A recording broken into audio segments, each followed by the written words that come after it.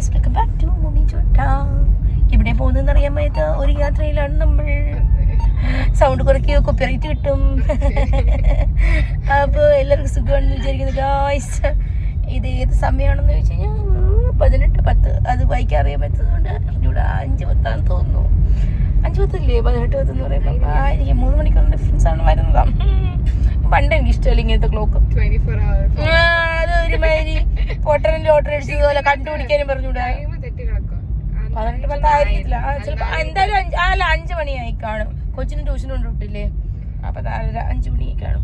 5:10 അല്ല, എത്രയാണെന്ന് അറിയത്തില്ല. എന്നാലും നമ്മൾ ഒരു ഊഹമില്ലാത്ത യാത്രയിലാണ് ഗൈസ്. എൻ്റെ കൂടിയുള്ള എൻ്റെ കടിക്കൂട്ടുകാരിയാണ് ഗൈസ്. എൻ്റെ കടി ഇളയതാണ്, പക്ഷെ കളി കൂടി അവളെ കൂടെ നശിപ്പിച്ചത് ഞാനാണെന്നാണ് കുടുംബക്കാർ പറയുന്നത്. അത് നമുക്ക് കുഴപ്പമില്ല, അഡ്ജസ്റ്റ് ചെയ്യാം അല്ലേ മളോ? കസിൻസേ ഇപ്പൊ കുറച്ച് നാളായതേ ഉള്ളൂ ബാംഗ്ലൂരിൽ നിന്ന് ലാൻഡ് ചെയ്തത്. അതിന്റെയാണ് ആ കണ്ണാടിയും ആ ഉടുപ്പും ഒക്കെ. അവൾ തന്നെ മൂവി വെച്ച് ഓടിക്കാതൊക്കെ അറിയാമെന്നാണ് പറഞ്ഞത്. വണ്ടി പോയി അങ്ങ് എത്തിയെന്ന് ഞാൻ പറയാം ഗൈസ്. നിങ്ങളെ ഞാൻ അറിയിക്കാം. ഈ ബ്ലോഗിന്റെ ബാക്കി നിങ്ങൾ കാണുന്നെങ്കിൽ ഞാൻ എത്തിയെന്ന് നിങ്ങൾക്ക് മനസ്സിലാവും, അല്ലെങ്കിൽ നമ്മൾ വടിയായെന്ന് മനസ്സിലാവും ഗൈസ്. ഓ ക്യാമറ കുറച്ച് മാന്യമായിരിക്കും. നല്ല പടമൊക്കെ വരണ്ടേ വരുമ്പോ അവക്കും എനിക്ക് ഓ. ഓക്കെ ഗൈസ്, നമ്മൾ മാടനട എത്തി. അപ്പൊ നമ്മൾ ആദ്യം പോകുന്നത് നമ്മളൊരു സാലൂൺ എക്സ്പീരിയൻസിന് പോവുകയാണ് ഗൈസ്.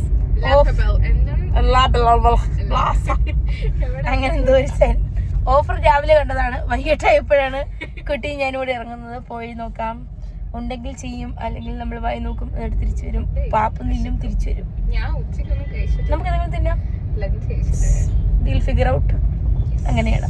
എന്തിനാ പോകുന്നതെന്ന് ഞങ്ങൾക്ക് ഒരത്തില്ല. കുറച്ച് ശ്വാസം വിടാൻ വേണ്ടി വെളിയിൽ ഇറങ്ങിയതാണ്.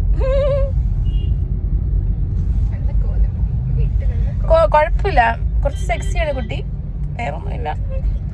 നോക്ക് നിങ്ങൾ ഉടുപ്പം പാൻറ്. എൻ്റെ ഒരു കണ്ണാടിയും കൂടെ ഉണ്ടായിരുന്നു. ആ കണ്ണാടി ഇപ്പൊ എടുത്ത് മാറ്റിയതാണ്. ഞാൻ മറ്റേ പോകുന്നില്ല, അവര് പോകുന്നില്ല. ഈ റോഡിന്റെ അടുക്കുന്ന ചേച്ചി ഇനി നീ ഇടിച്ച് ആവണ്ടെന്ന് വിചാരിച്ചിട്ട് അവര് നിർത്തി തന്നതാ.